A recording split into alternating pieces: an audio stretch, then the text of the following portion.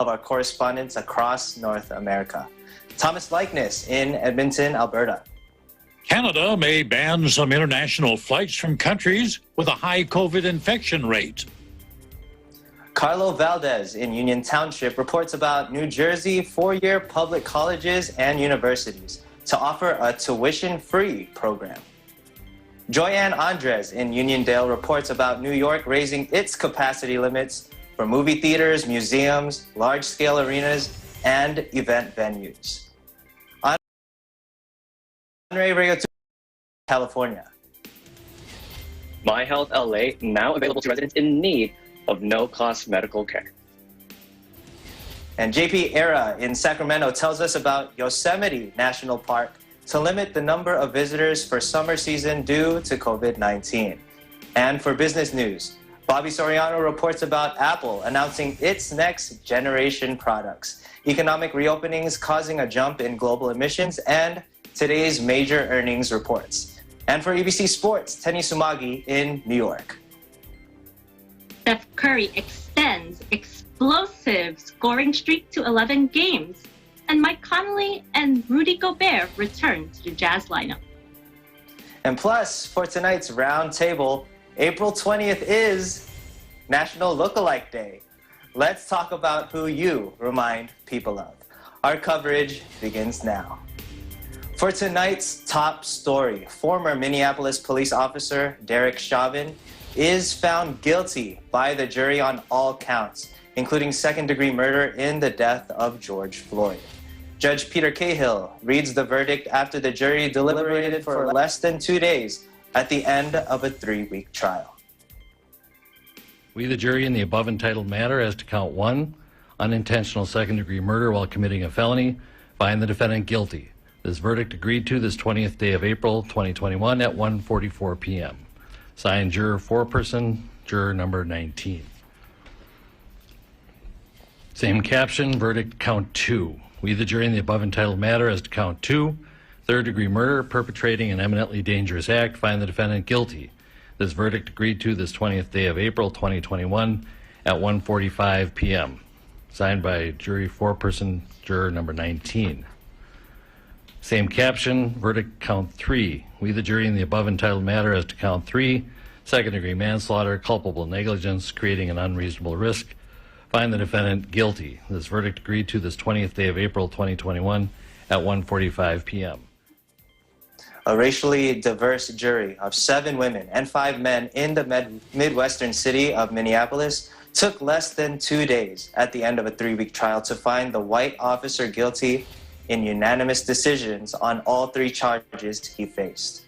45-year-old Chauvin could be handed decades behind bars for Floyd's May 25, 2020 killing, which sparked protests against racial injustice around the world and is being seen as a landmark test of police accountability. Meanwhile, during her daily briefing after U.S. President Joe Biden called for the right verdict in the trial of the ex-policeman accused of murdering George Floyd, White House Press Secretary Jen Psaki says, "The president, like many Americans, has been deeply impacted by the trial." Take a look. I think what people should conclude is that the president, like many Americans, has been deeply impacted by the trial. He was deeply impacted by his conversation with the Floyd family yesterday, that he understands that people are exhausted, that they are tired, that this type of violence and trauma we've seen around the country and continue to see over the past couple of weeks. And hopefully that's what they take away from his comments. I think, one, the president, as I've noted a little bit in response to some earlier questions, is certainly was touched by and impacted by his conversation with the Floyd family yesterday. He met with them last year. It's a family he feels he knows a little bit, and he's somebody who has been through trauma and loss himself. And so if you put all the politics aside and everything else, that's something that is an immediate unfortunate bond between people who have lost family members. He also understands this is an extremely painful moment for many people in this country who are exhausted, who are tired of seeing one person after another lose their life at the hands of law enforcement. He's aware of that and the need for reform. First, I would say that the president sees their pain and understands and tries to understand the trauma that people have been through across the country. And he's watching the trial closely. And I think he would want people to know that he is working hard at making change possible. And I walked through some of the steps that has been taken by his Department of Justice. He would love to sign the George Floyd bill into law, and that he also is here as a human being. Now, for today's COVID-19 numbers, according to the Coronavirus Resource Center of Johns Hopkins University in Medicine, as of 6 p.m. Eastern Time, Tuesday, April 20th, 2021, the number of cases of COVID-19 reported worldwide is now more than 142,242,000. The top three on the list of countries with recorded cases are the U.S., with more than 31.7 million, India, more than 15.3 million, and Brazil, more than 13.9 million. Sadly, this virus has now already claimed more than 3,033,000 lives worldwide. The top three countries with the most number of COVID-19 related deaths are the US, more than 567,000, Brazil, more than 374,000, Mexico, more than 212,000. Now for COVID news, a new double mutant COVID-19 strain discovered in India named B1617 is now a variant of interest. Gautam Menon, a professor and researcher on models of infectious diseases, says this appears to be the main driving force behind a systematic increase in new virus cases in the country. Take a look. We've seen a systematic increase in cases across India, more or less taking off at the same time, suggesting that what might be happening is that something that is more transmissible between people is very rapidly moving through the population of people who are yet to contract the infection and therefore spreading faster. I think we can be a lot more sure now than we were a few weeks ago that it's a double mutant that is driving this very sudden spike in cases. Because it's far more transmissible, we're seeing many more cases and therefore a much larger pressure on hospitals and the health system than we anticipated, in fact, than we saw earlier. In fact, right now across India, there are stories of oxygen cylinders running out, of ICU beds being unavailable, of regular hospital beds being unavailable, of drugs required for treatment being unavailable. This is also happening because, in a sense, the numbers are going up everywhere across India at the same time. So this pressure on the healthcare system is ultimately what we should try to control. Right now, it's a variant of interest. Whether it should be upgraded to a variant of concern is the decision that the WHO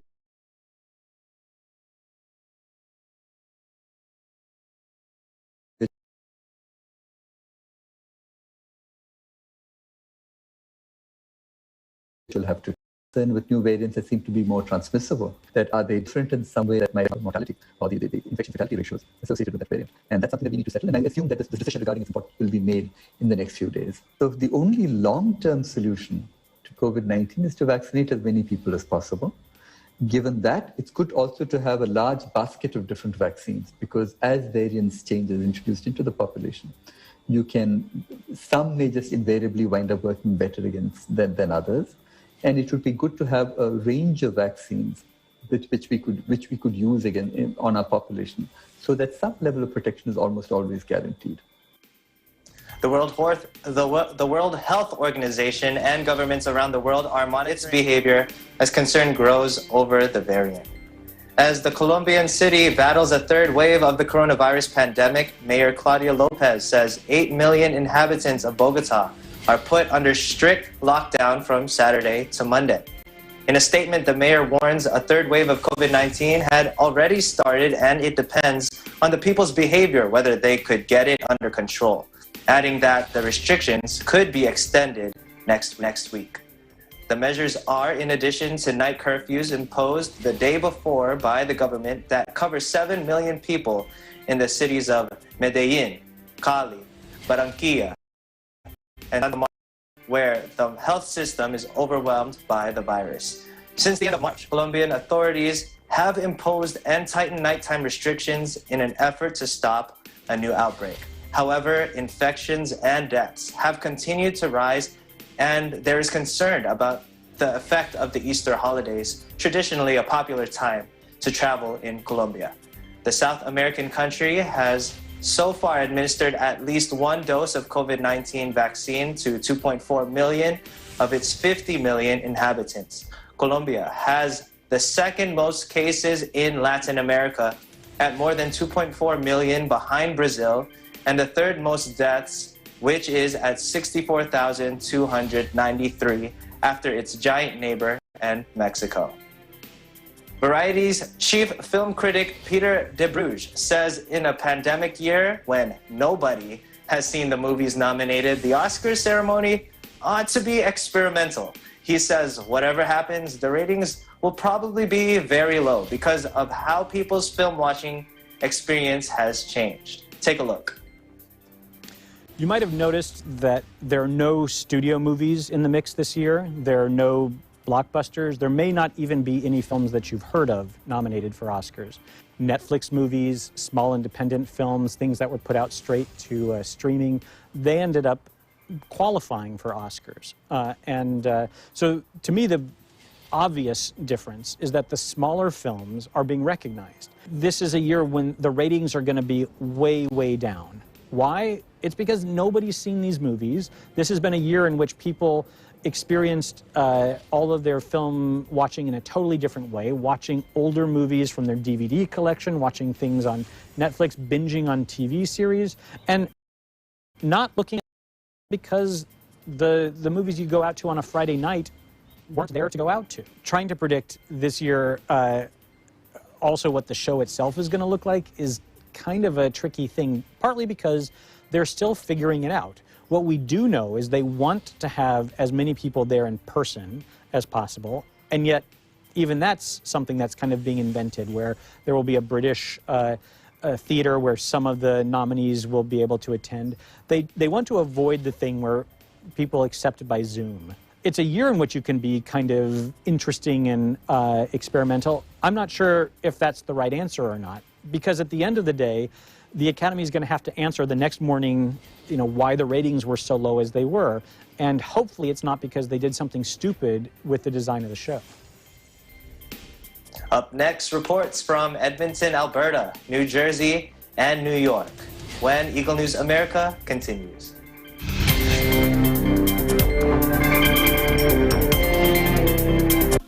Factual. We have to defeat the virus everywhere. Timely information. Balanced, not only in the country, but also abroad. I'm certain of one thing. Interviews that people need to know. Watch Aguila Pilipinas, a one-hour newscast of reports coming from regional hubs in Luzon, Visayas, and Mindanao. Know the important updates in Asia in ASEAN in Focus.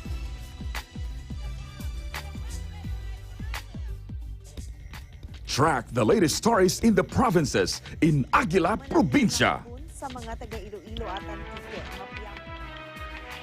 Tune into Mata ng Aguila, the evening primetime news program of Net25.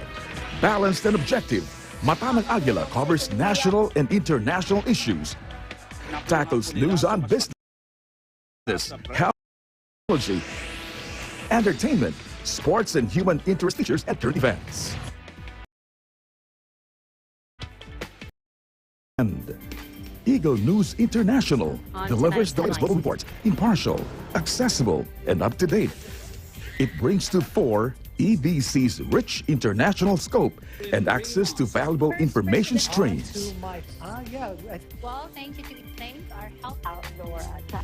Catch these programs on Net25. You can also watch our news programs through eaglenews.ph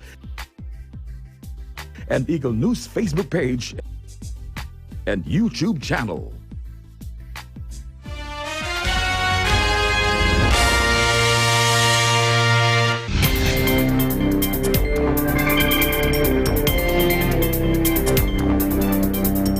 Welcome back. You are watching Eagle News America. I am EJ Gonzalez in Alexandria. International flights into Canada from countries with high COVID-19 infection rate may be banned in an effort to curb the further spread of the virus. Bureau Chief Thomas Likeness tells us how how this might be happening very soon. Thomas? Thanks, EJ. Well, Prime Minister Trudeau says he's looking at ways of strengthening border controls to reduce the spread of COVID-19. Now, already the country has a number of restrictions in place, and these will be extended for at least another month until May 21st.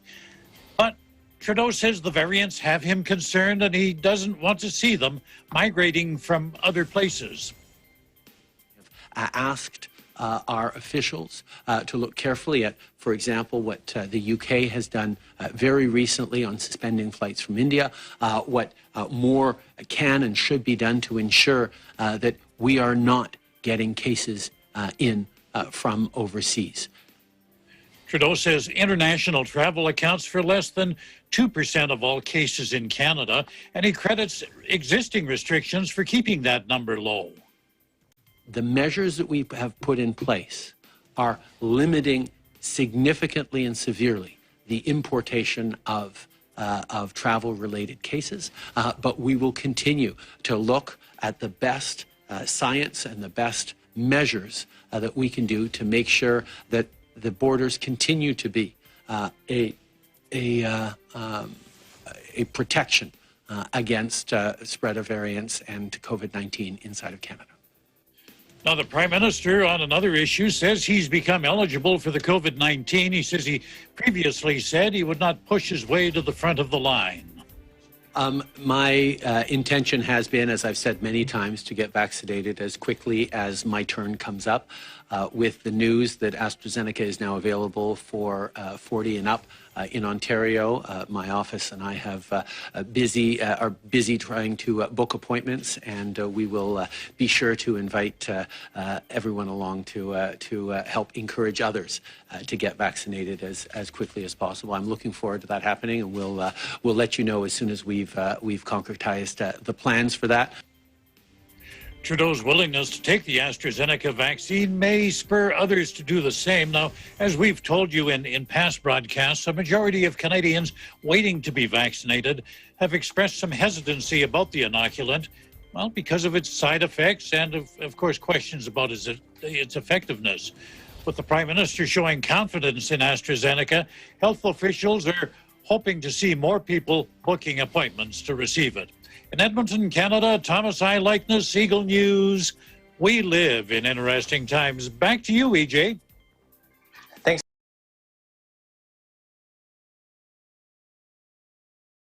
so much, Tom. Prime Minister, to take that dose. Is the government pushing the AstraZeneca vaccine? Oh, very definitely. Not only the federal government, but here was at the COVID briefing today with the Chief Medical Officer of Health, and he's showing all kinds of charts and statistics touting the effectiveness of the vaccine and reminding people that the benefits far outweigh the risks. As a matter of fact, the Premier says he will be getting his AstraZeneca shot this Thursday. Then our Chief Medical Officer of Health, you've heard her before, Dr. Dina Henshaw, she took to the podium and announced that she personally took the AstraZeneca shot this morning. And as you heard already, the Prime Minister is in the process of making his appointment. Now, one other thing that's helped the uptake of this vaccine is lowering the minimum age for this shot. It was restricted to people between 55 and 64, quite a narrow age range. They've dropped that minimum age, down to 40 now. And it seems to have had an effect. The mass vaccine clinics today, which had almost been a ghost town last week, today they noticed an increased number of people showing up either with appointments or showing up as walk-in patients. And this is important because the AstraZeneca vaccine is a major part of our rollout here, so governments want to do what they can to ease people's hesitancy. EJ? Yeah, that's great. I think the most important news is really just getting that vaccine out as quickly as possible. And if these Canadian administrators are saying that it's safe to use, I think that's a good sign. But you also talked about international travel restrictions in the beginning of your report. You know, I hear there are some domestic restrictions as well. Is that right?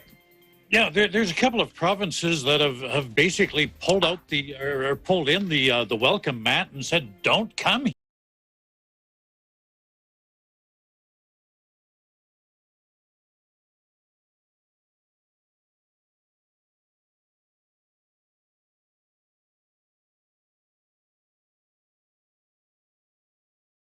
There's just signs advising people, go home if you're not there for a legitimate reason, if you're just there on a leisure visit.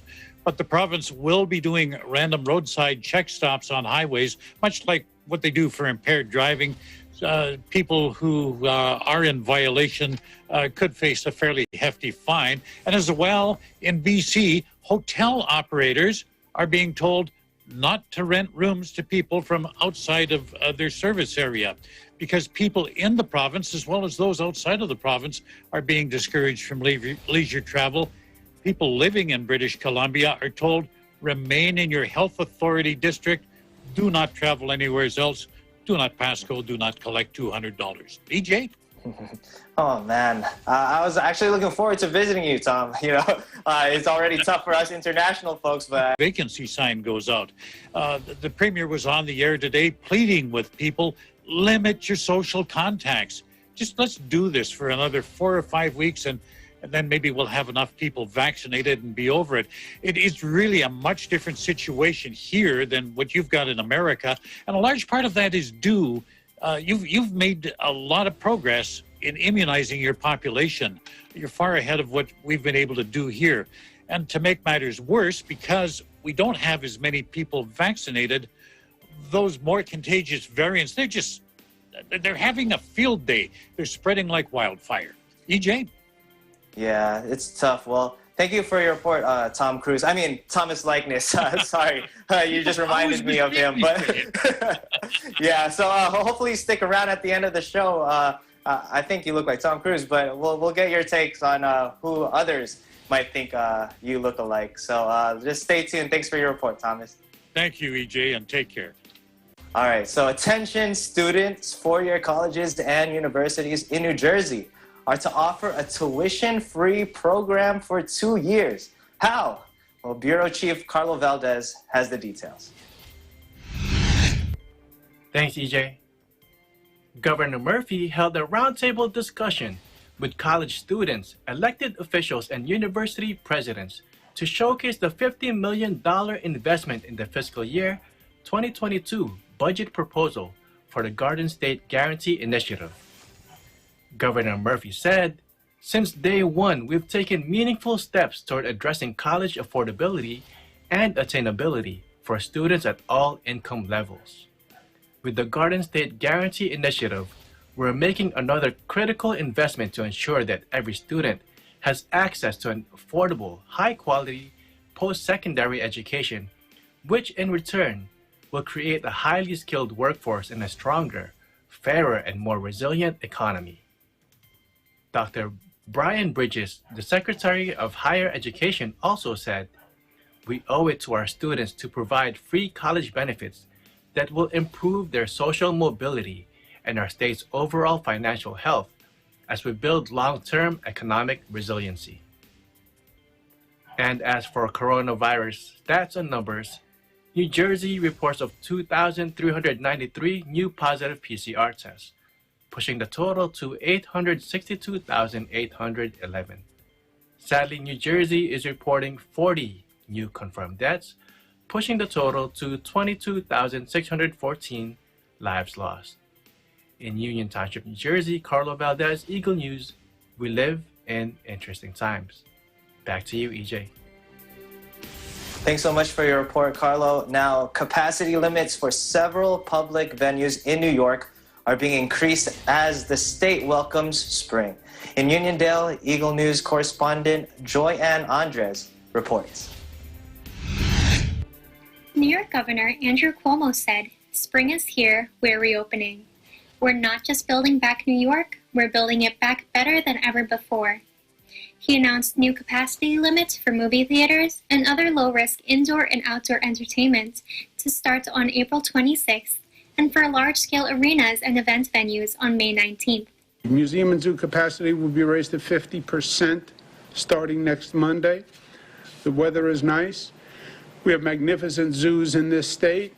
You want to get outside, you want to take the family somewhere, museums and zoos will be at 50%. Movie theater capacity will go to 33%. That will also start next Monday, April 26th. Indoor large arenas, basically sports arenas, will be raised to 25%. That begins May 19th. May 19th is not a random date. We've been speaking with the teams. We're optimistic, and that would be a time when playoffs would begin. The statewide 7-day average positivity rate dropped to 2.80%, the lowest since November 12th. ICU patients dropped to 823, the lowest since December 3rd, and intubations dropped to 504, the lowest since December 7th. Cuomo continued to remind New Yorkers that COVID-19 is still a threat and not to get careless. But you go from 4.7 in Western New York to Southern Tier, 0.8, which is right next door. What accounts for that? We don't believe there's anything that accounts for that other than the variation in human behavior and the precautions that people take and how seriously they take COVID. COVID is still a risk. It's still a threat. Your community determines your infection rate. Your behavior determines your infection rate. Your family determines your family's infection rate. 13.5 million doses of the vaccine have been administered statewide. 42% of New Yorkers have received at least one dose, and 28.8% have completed the vaccine series. In Uniondale, New York, Joy-Ann Andres, Eagle News. We live in interesting times. Back to you. Thank you so much for your report, Joy-Ann. We're all definitely excited for the spring. And still to come, updates from California. This is Eagle News America. Please stay with us.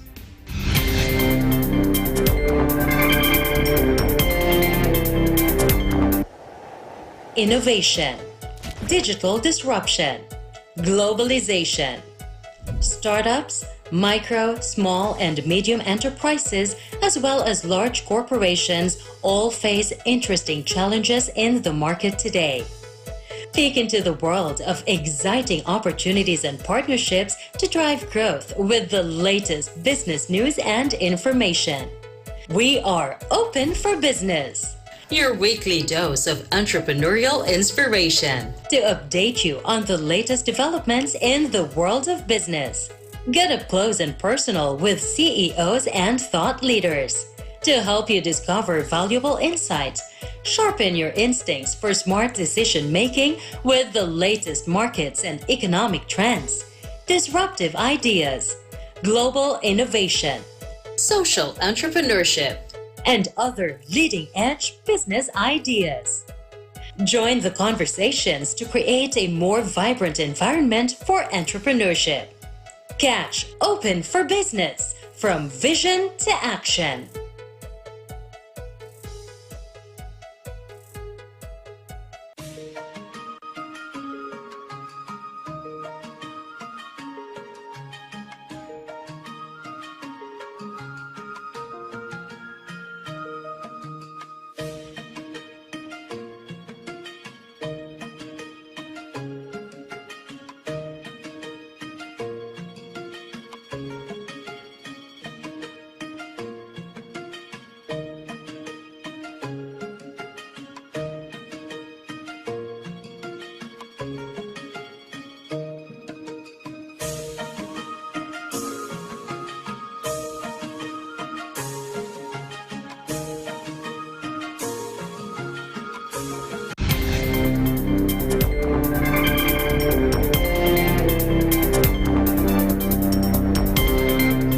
You're watching Eagle News America. I am EJ Gonzalez. Now, if you are a resident of Los Angeles needing medical care but can't afford health insurance, our next story is for you.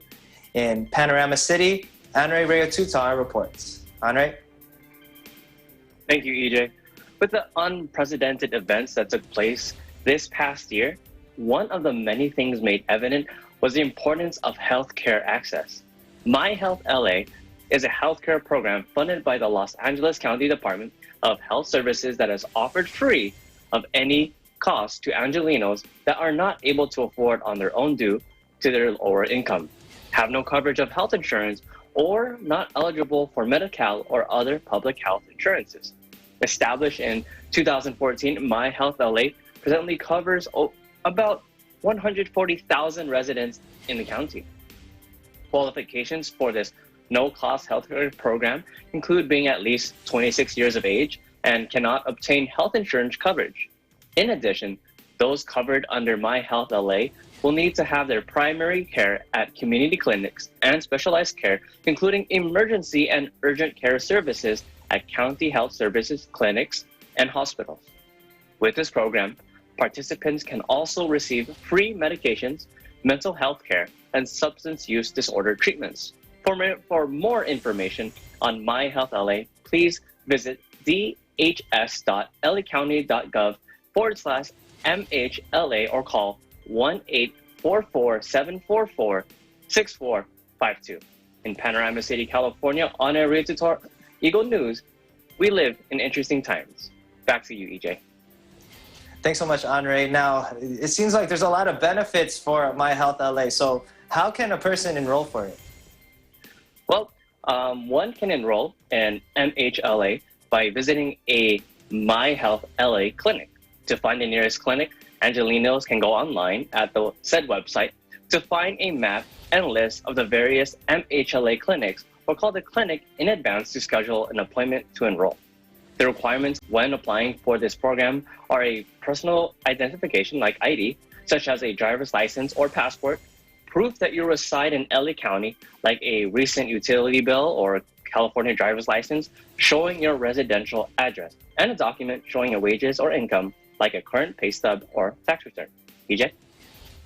Thanks. Definitely important information. So Los Angeles County, is currently in the orange tier of California's recovery blueprint. How is COVID-19 situation today over there in Los Angeles? Well, the numbers continue to remain low, which looks promising for Angelinos hoping to return back to some kind of normalcy. Yes, Los Angeles County continues in the orange tier of the state's blueprint guidelines. The COVID-19 numbers released today are 360 new confirmed cases with 33 new deaths and 465 current hospitalizations.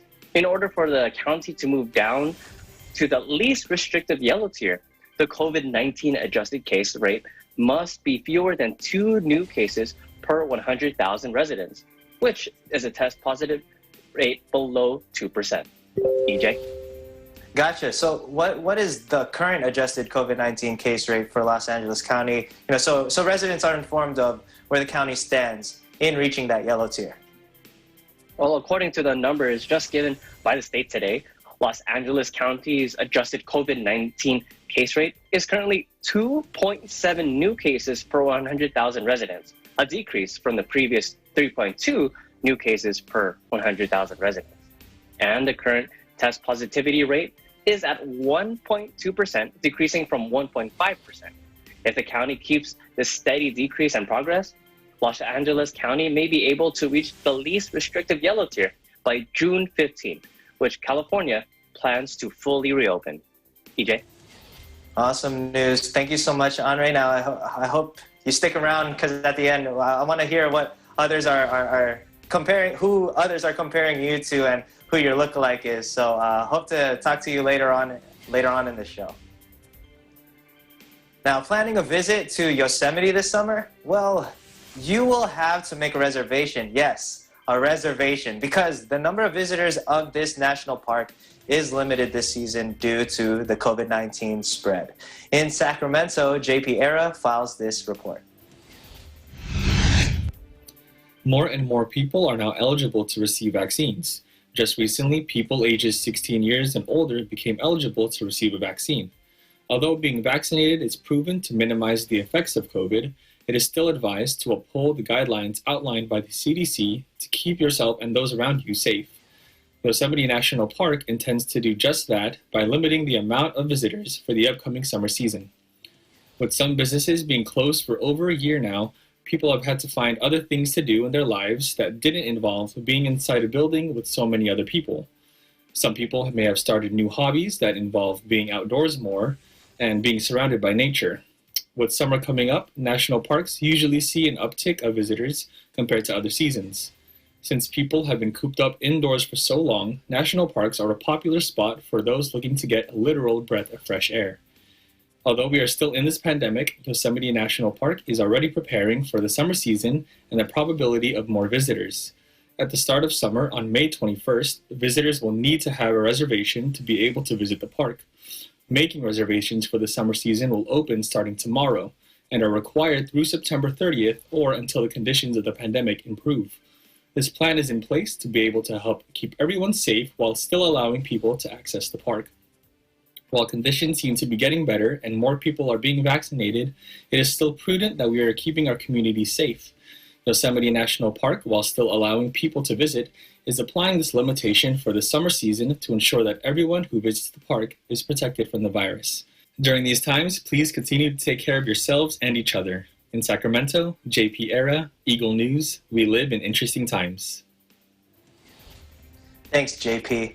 Now up next, business news and EBC Sports. And again, tonight's roundtable about National Lookalike Day. Eagle News America will return shortly. Please stay with us.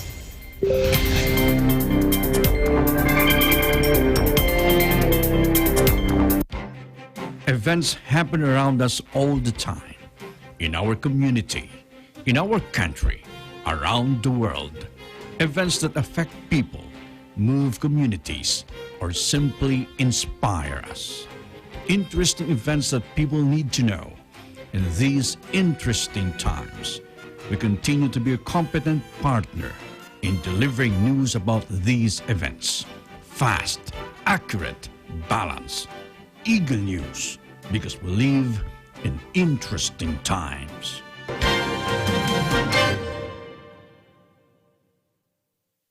Wala akong pake sa sinasabi ng iba. Importante ay mas iba ka sa kanila. Biglang switch na career si N-E-R-D-I-E.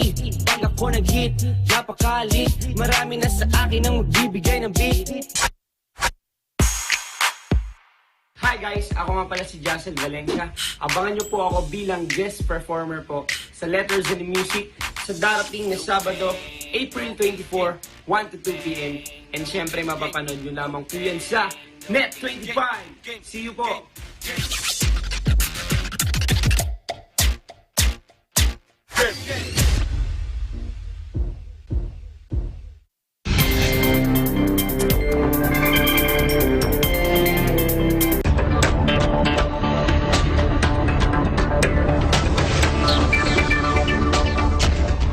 Now, several stories from our business desk tonight. Apple announces its next generation of products. This and more with Bobby Soriano. Good evening. U.S. markets have closed. Here are your latest business headlines. In their usual cinematic flair, Apple today announced refreshes to several of its product lines today to keep consumers and investors happy. Held online and led by CEO Tim Cook, the announcement included hardware updates to their iMac, iPad, and Apple TV product lines, as well as the introduction of its new AirTag accessory, which helps you track your small items using an iPhone. The company also announced support for paid podcast subscriptions that content creators can use to charge listeners for exclusive content. All of the products announced today are expected to be released no later than next month, with pre-orders being taken at the end of this month at the start of the company's next financial quarter. The International Energy Agency released a report today that global carbon dioxide emissions are on track to increase by 4.8% this year, the largest yearly increase in over a decade. The IEA attributes the increase to the reopening of economic activity throughout the globe as a reason for the jump, particularly China, where more than 50% of all new coal use is expected to take place in 2021. While other countries, such as the US, have begun aggressively pushing for renewable energy, China, under the Paris Climate Agreement, is considered a developing nation and therefore is given a longer time frame to reduce its carbon emissions, despite having the second largest economy in the world. President Biden has consigned the IEA's concerns to climate envoy John Kerry, was in China this week to discuss the possibility of enhancing Beijing's climate commitments before global talks are held in Scotland in early November.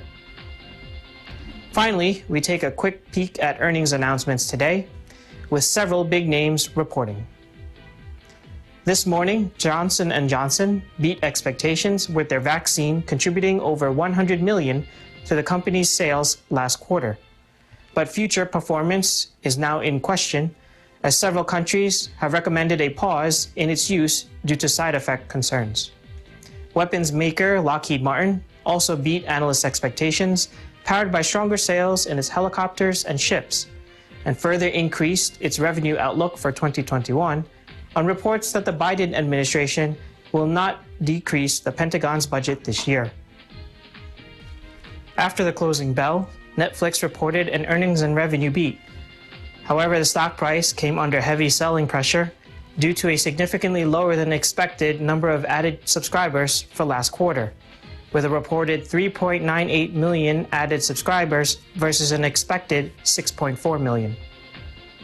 U.S. indices were in the red today as investors continue to assess company earnings results throughout the week. Reporting from New York, Bobby Soriano, Eagle News. We live in interesting times.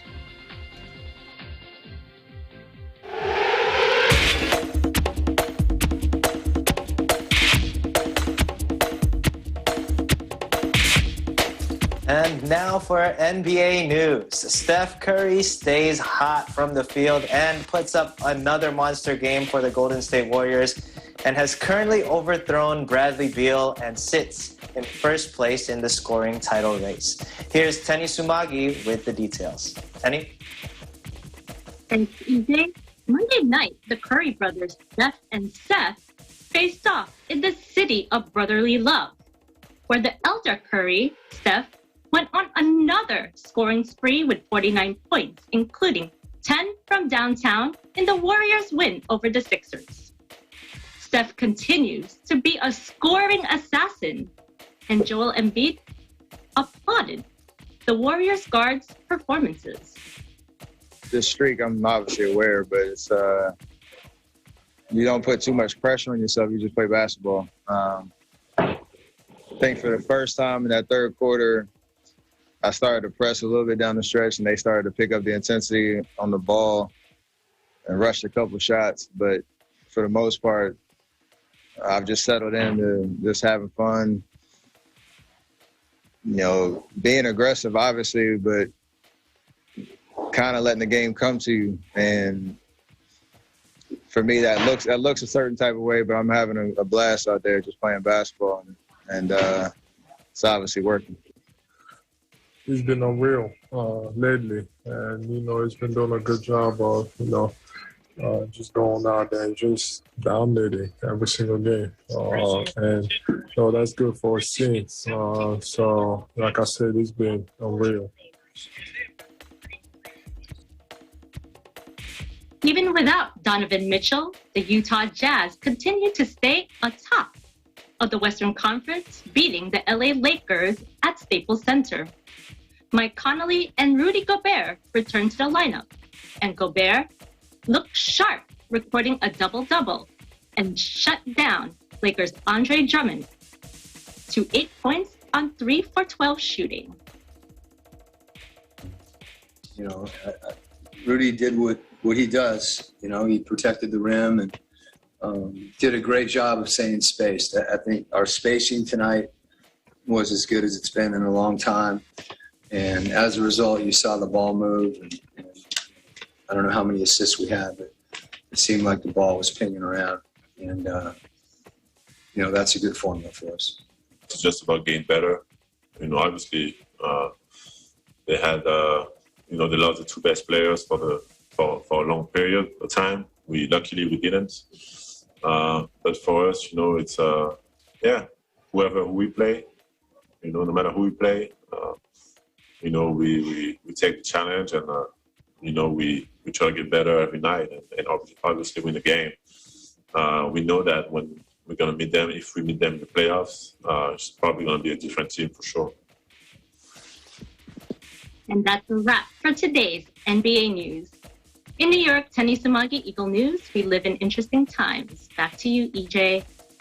Thanks, Tenny. Now, I know you mentioned the injury with Donovan Mitchell in Utah, but I know you're a Brooklyn Nets fan, and today it was reported that James Harden is now going to be out indefinitely with that hamstring injury. How do you think that's going to affect your team's closing of the regular NBA season? You know, EJ, this season's very interesting. We see a lot of players getting hurt, including the Utah Jazz. We have Mitchell out with his injury. Jordan Clarkson is playing with a broken hand, as reported. And then the Nets, you have Durant out with a thigh contusion. Harden is out. And, you know, there's a plethora of injuries. The injury bug is going around in the NBA. But I did say, and I said it in the Canadian telecast many times, right, Thomas? That my choice for this year's NBA Finals is the Lakers and Nets, with the Nets winning. But you know, with the NBA, you just never know. And you can't count out the Utah Jazz because they are the most underrated team in the NBA, and they still can win without their star players. Yeah, definitely. I mean, now it really just it comes down to who's the healthiest, and that's who really has the best chance of conquering the NBA. But thanks for your report, Tenny. Stick around with us, because now it's time for our roundtable. Have you ever been approached and asked, do I know you? You remind me of someone. Today is National Lookalike Day, and to celebrate, let's share stories about the times we were mistaken to be someone else simply because we look like them. I want to start with our lookalike Tom Cruise in Edmonton. Thomas, I know I'm joking around. I mentioned Tom Cruise, but have you ever been compared to any actor or popular person? Yeah, but don't you know who I am? Don't you? Oh, definitely. I think everyone knows who you are, Tom. I like you. My wife and Eliza both have said I have a resemblance to Liam Neeson, and somebody else once told me Harrison Ford, but I really don't have any look-alike stories so much as other than those, so much as I do have a sound-alike story where I was actually mistaken for someone, and it goes back to my. Probably nobody you know. It goes back to my days as a political reporter, and apparently I sounded like one of the public affairs contacts that I had with the government. He'd been a former reporter. He'd sold his soul to the government, joined the dark side, and became a government spokesman. I called his office one day. I knew he was out, but I just needed some basic information that his secretary could supply. His secretary, though, thought I was him, and I was just pranking her. And I'm arguing with her. This guy was a jokester as well, you know. She kept saying, Doug, come on. Don't you have anything better to do on your day off? His name was Doug Shepard. Come on, Doug, quit bugging me. I'm busy. So after several minutes, I finally convinced her, call my radio station and ask for me, and this will prove who I am. And she did, and she felt very, very sheepish about this afterwards. That was the only one. Yeah, well, at least you sounded like a colleague, Doug. I mean, if people think you look like Liam Nielsen and they heard you on the other line, I'm pretty sure they'd be concerned after that if they heard some threats. like I once told a scammer, and if you ever call me, I'm going to hunt you down like a dog. There you go. Perfect, Andre. So, Andre, you really do sound like him. Right. I agree. So, Andre, how about you, man? So, has anyone ever taken you to look like a certain actor or other popular person? I'm not too sure about like any actors or popular people, but I do have two brothers, so I often get mixed up with them. So they'll call me by their name. My eldest is AJ and the youngest is Aaron. So they go through all three names, just figure out who it is. So, I got you. I mean, I think that's Yeah, that's a common trend in Filipino families. I mean, for my family, I have a sister, and my mom calls me my sister's name sometimes. So, Exactly, yeah. I get you. It'll take them like a couple of tries before they get it, right? Yeah, definitely. Like they'll say your sister or your brother's name twice before they actually say your name. Exactly. Right. So Tenny, how about you? Have you been mistaken to be a celebrity or another popular person by chance by anybody before? How about a cartoon character, EJ? I've been mistaken for Mulan. Yeah, Mulan. Mulan. Okay. I can see that. I also see like Pocahontas because your long hair. I was gonna ask if you can sing. There you go. You never know me. Well, since it's a cartoon, I want to ask you, Tenny, if you were to look like somebody else in real life, not a cartoon, who would that be for you? Oh, wow. But that's difficult. Can we ask Thomas that? Yeah, okay. Well, I think Thomas would say Liam Nielsen, but maybe we can, he has someone else he would like to say. Who would you like to be compared to, Thomas, if anybody like stopped you on the street and said, hey, I know you. You look like who? Oh, I don't know. Probably one of my journalism heroes, somebody like Dan Rather or somebody like that. Okay. I'm going to chime in on this. Thomas, you look like David Brinkley. David Brinkley. David Brinkley and Chet Huntley. Good night, Chet. Good night, David. Man, it sounds like Thomas has the most yeah. Thomas has the most celebrity lookalikes, definitely. But how about you, Andre? If you could be, if someone stopped you on the street, and they said you look like somebody, who would you wish that they said you look like that person? That's tough. I got to think about that. But let me ask you, EJ, what if someone came up to you and asked you while I figure it out? Okay. So before some aunties at church, it's funny because they called me Coco Martin. And I'm like, who is Coco Martin?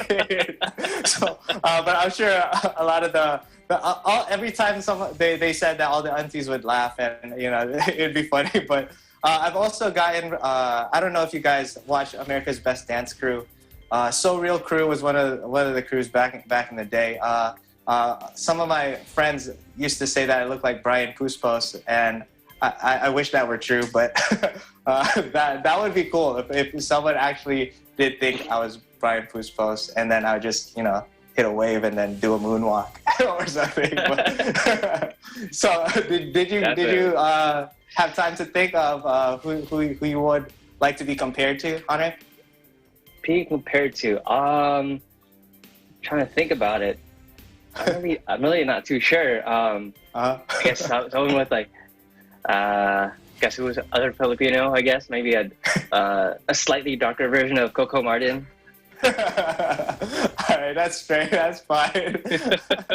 How about you, Teddy? Were you able to think about somebody who you would like to be compared to? I'd like to be the Morena version of Part Evangelista. Oh, wow. Yes, definitely. I'm a fan of her.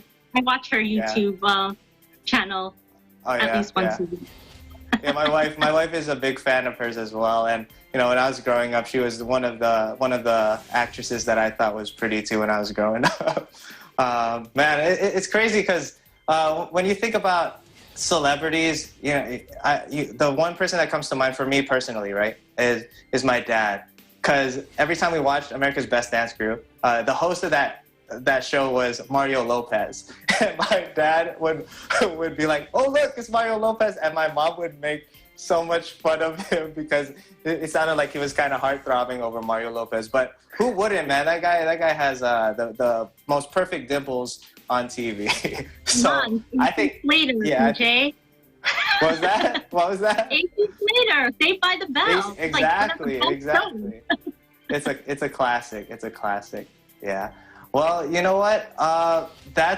It was definitely fun talking to you guys about lookalikes, different celebrities and such. But as always, before we end the program, we always like to have a salute to our healthcare workers, first responders, and essential workers. All of you out there. I just want to interrupt you, EJ. Yeah, go ahead, Thomas. These people, they're not lookalikes. They're the real thing. They're the real thing. Exactly. They're the real superheroes, the real celebrities out there. So you know what? If someone mistakes us as a frontline worker, I think that's like a big honor. We definitely want to give all of them a round of applause. So go ahead and join me, guys. We definitely appreciate all of you guys, all the frontline workers and essential workers out there. And you know what? That's today's Eagle News America. Thank you so much, everyone, for joining us. Again, I'm EJ Gonzalez from Alexandria, Virginia, and we live in interesting times.